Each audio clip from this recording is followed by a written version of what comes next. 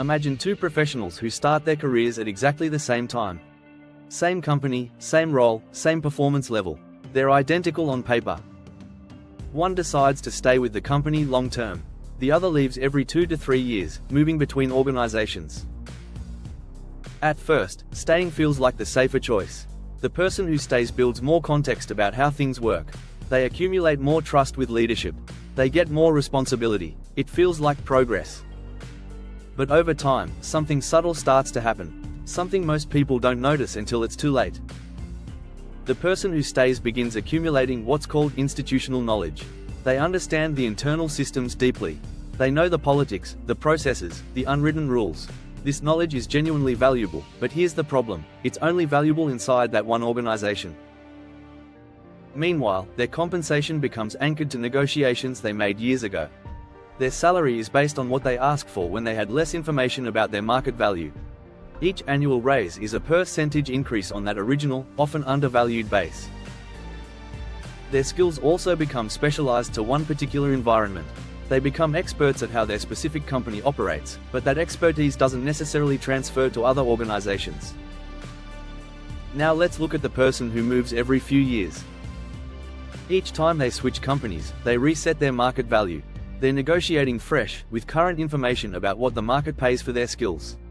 They're not anchored to what they asked for 5 years ago when they had less leverage. They also learn new systems with each move. Different industries, different technologies, different ways of operating. This keeps their skills current and transferable.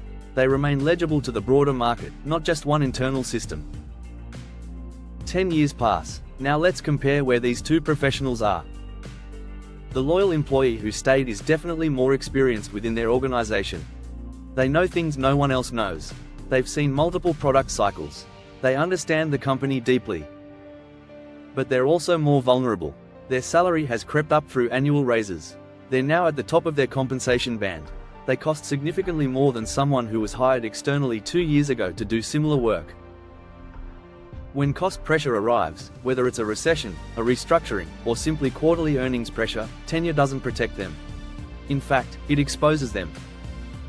Here's why. When finance looks at the numbers during layoffs, they're not asking who's been most loyal. They're asking what's the cost per employee and what's the output per dollar spent. The 10-year employee with accumulated raises and benefits shows up as expensive. The newer employee doing similar work for less money shows up as efficient. That's not a moral judgment. It's arithmetic. Organizations don't actively punish loyalty. They simply stop pricing it into their decisions. Loyalty doesn't appear as a line item that adds value in the spreadsheet. Cost does, and long tenure means higher cost. The shock that people feel when they're laid off after years of loyal service isn't actually betrayal, even though it feels that way. It's misaligned expectations. You were operating under one set of assumptions about how the relationship works.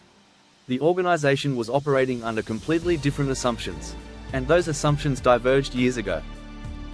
The old loyalty contract, the one where you give your career to a company and they give you stability and security in return, that contract quietly ended decades ago. It ended in the 1980s when shareholder value maximization became the dominant framework.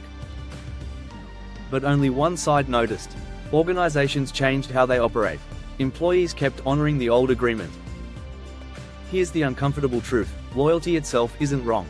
Being loyal to people, to craft, to values, those things still matter. What's wrong is assuming loyalty is reciprocal. Assuming that because you're loyal to the organization will be loyal back when economic pressure arrives. It won't be, not because the people in it are bad, but because the system isn't designed to prioritize that anymore. It's designed to optimize for cost efficiency and flexibility. So what does this mean practically? It means the person who moved every few years isn't disloyal or uncommitted.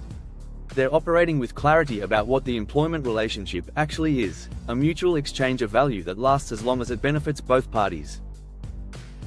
They're managing their careers strategically. They're staying current with market rates. They're building transferable skills. They're not dependent on one organization's goodwill or one internal system's continued relevance. The person who stayed isn't doing anything wrong either, but they're operating under assumptions that are decades out of date.